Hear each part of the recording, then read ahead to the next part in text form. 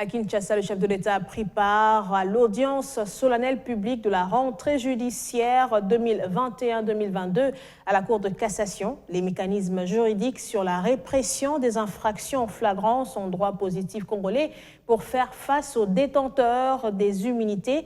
Telle était l'économie du réquisitoire du procureur général près cette instance judiciaire. Victor Mumba, pour sa part, le premier président de la Cour de cassation a axé sa réflexion sur la résiliation du contrat des locations d'une concession foncière par décision unilatérale du conservatoire et les jugements contradictoires qui en découlent.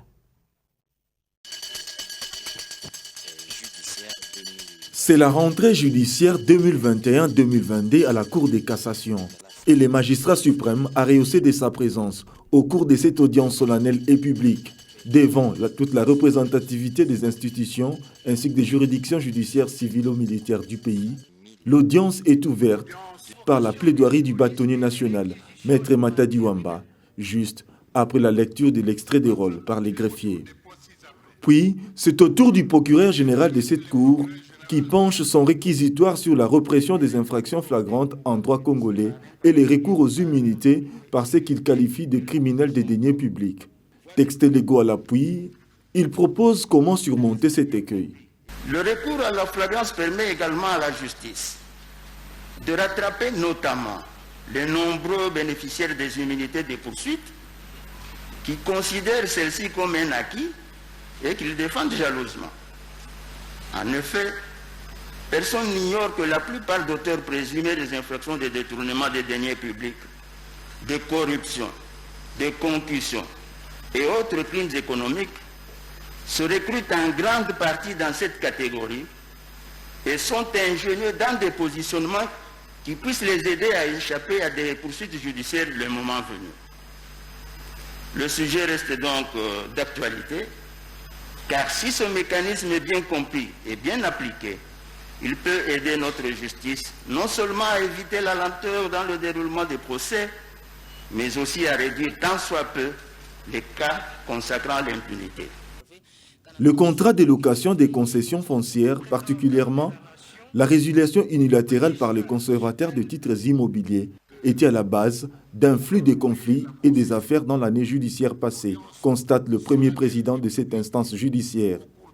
Ainsi, de nombreux jugements ont été rendus d'une manière contradictoire, pourtant relevant des mêmes faits. Cette situation est à l'origine d'un flux important de conflits sur les terres du domaine privé de l'État. Le sentiment général est celui d'insécurité face à des décisions prises par les conservateurs des titres immobiliers accusés de faire régner l'arbitraire en dépit des dispositifs juridiques existants.